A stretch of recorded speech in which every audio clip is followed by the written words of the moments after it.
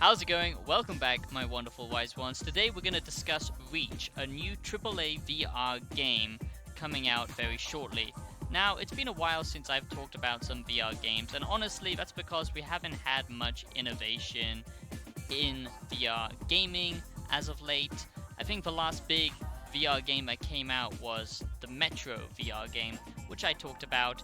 But honestly, it does feel like VR gaming has just kind of stagnated at a certain point. Like, we're getting a lot of cool ideas, a lot of cool games, but none of them seem to capture, a mass appeal. People like Zuckerberg, okay, they always want to promote VR gaming, pushing it more and more mainstream.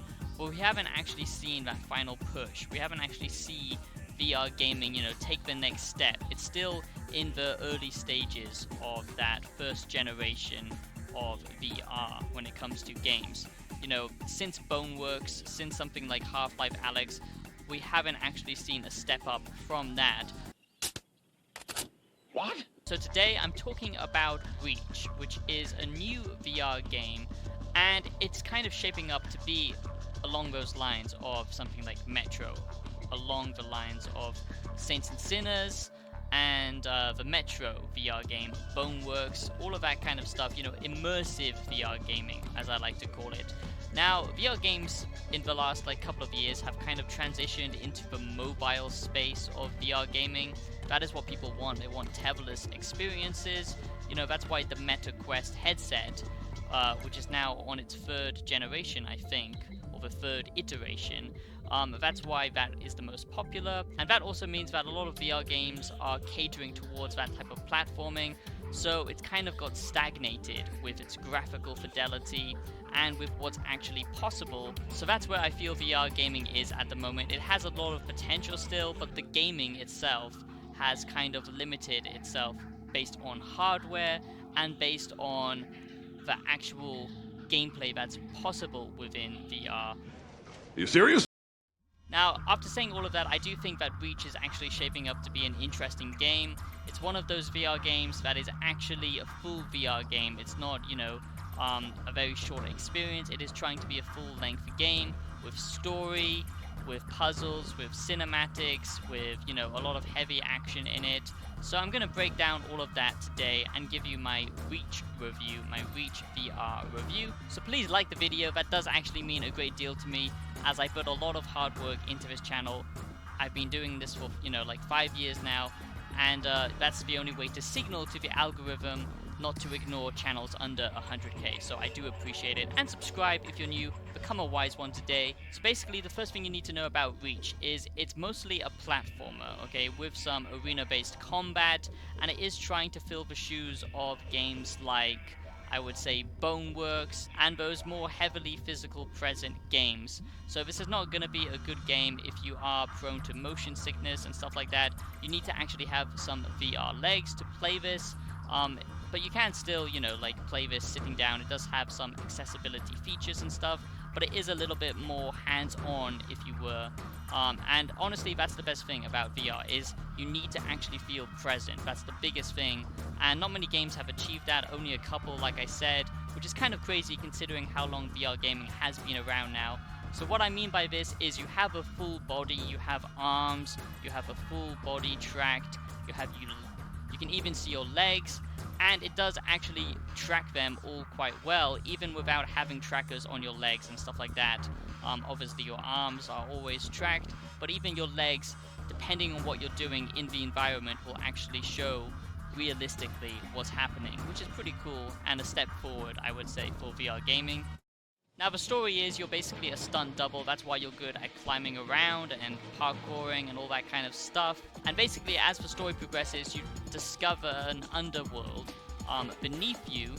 And it's kind of like the Forgotten City in that regards, where you find a whole ancient civilization, and it's got some sci-fi elements to it, and you basically have to unlock the mysteries and, gain powers and all that kind of stuff. You get access to a goddamn Captain America shield, in which you can throw around and use it for platforming and for combat, to parry the enemies, to stun them, to, obviously use it as a shield, but also for platforming. You can use it as a ledge and stuff like that for climbing, or throw it at enemies so it has like a boomerang effect. You also have this grappling hook, which allows you to grapple the weapons of enemies and to use that within the environment and platforming as well. And also this comes in handy with puzzles and stuff like that, so you expect to use it for a lot of those different things, but it isn't exactly the most complicated puzzles that I've seen. It's very much by the number kind of stuff. Now, this early access review of Reach VR, remember, is all based on the press build, so do keep that in mind. So now I'm going to get into some positives and negatives, and I'm not going to go super detailed into this game as I have only seen, a limited amount of it. So the first negative that I want to highlight is it feels like a different game in some regards on PC compared to the Meta Quest. The smoothness feels like night and day, and a lot of games usually do a much better job at closing the gap.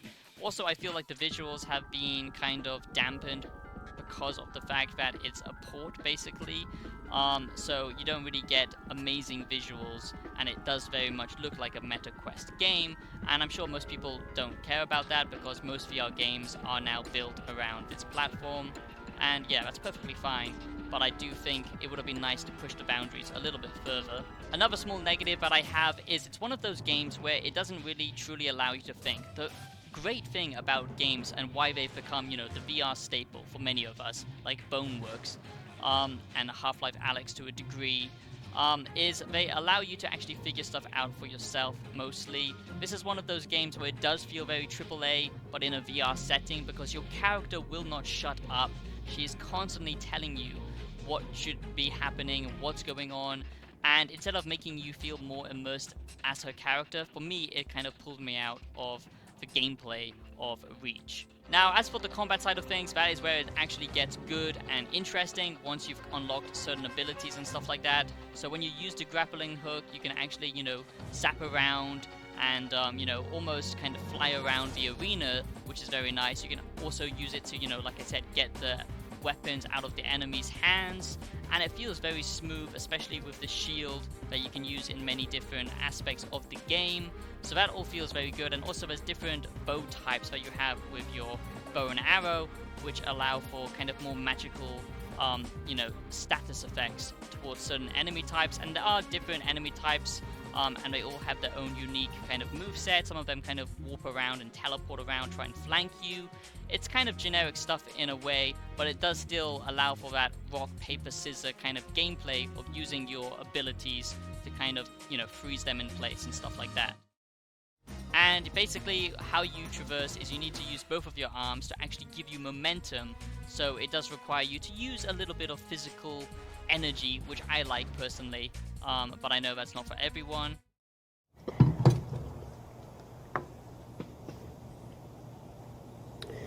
My disappointment is immeasurable, and my day is ruined. The main downside with Reach, I would say, is it's not a bad game at all, is that it's just we've kind of seen this before, and honestly I feel like we've seen it done better in other games, like Blade and Sorcery, and Boneworks, and I know, obviously it's a different type of game. This is a proper story game, so if you're hankering for a proper story game that you can go through, that's an actual full game in VR, yeah, then of course, this might appeal to you, especially that kind of arcadey combat, which reminds me of Robo Recall and stuff like that.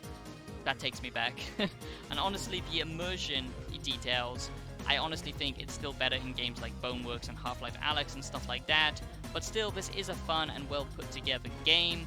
The biggest downside for me is just the story and the world is not the most interesting, and I can't say that I'm very engaged with the character, and the story itself just feels a little bit under-delivered, like the voice acting is sometimes a little bit half-baked. But honestly, you can't expect a massive budget, AAA VR game, but it is trying to emulate that formula, and for the most part, it does it pretty well. The only small problems I've seen is some pop-in and things not loading in correctly, with the press version, but I'm sure that's going to get ironed out. So all in all, I would recommend Reach. Fun factor for Reach is the platforming, I would say. It's not the puzzles, it's the platforming. but also the combat itself is very satisfying when you actually get in that flow state. Otherwise it kind of becomes a generic shooter, but once you've got that momentum thanks to the platforming and you mix that in with the combat, that's what makes this feel quite special, I would say. And that's all I really have to say in this Reach VR review. I just wanted to give you a small review, as I don't really cover many VR games, but when a VR game is trying to do something a little bit different, it will always pique my interest, and I just thought I would discuss it today. So let me know what you think about the VR game Reach and my Reach VR review, and if you're going to pick this up or not, or if you even play VR games or not. And I'll be seeing you in the next video, my wise ones. Peace out. Now, if you're like me and you enjoy the freedom that VR gaming allows you to have, but you feel that traditional games sometimes lack that flexibility, well, thanks to today's sponsor, Xmod, I have you covered, because you can customize any single-player game thanks to mods and trainers by using Xmod. Xmod is a platform that unlocks thousands of free cheats, mods, and trainers for your favorite single-player PC games. Now, I've always felt that games are like a canvas, and mods are the paintbrush. They basically allow you to create your own unique experience, and that's why I love modding so much. Now, the main features of Xmod is it supports over 5,000 PC games, from massive AAA games to smaller indie titles. It works well with popular games like The Witcher 3, Red Dead Redemption 2, Cyberpunk 2077, or Skyrim or Fallout, you name it, it has you covered. With regular updates, it stays compatible with brand new games releasing day one. So, if you're like me and you've been addicted to Borderlands 4 for the last few days, well, perhaps you're looking for some trainers, some mods to up your game, and basically tweak it, because let's be honest, Borderlands 4 does need some tweaking. Why not change the difficulty to one-shot kills? One-shot kills. Well, thanks to Xmod, now you can, because Borderlands 4 is now available. You can select from a list of trainers like infinite health, infinite shield, or as I demonstrated, one-hit kills. But don't be sad, little Jimmy, the fun doesn't stop there, because it doesn't just cover trainers, but also mods. So you can get things like frame generation to boost that FPS, or perhaps you want better weapons, difficulty tweaks. You can find tons of different mods for all of your favorite games on Xmod. So what are you waiting for? Get modding today by using Xmod. Link below in the description. Make sure you go check it out and enjoy the games at their full potential with Xmod.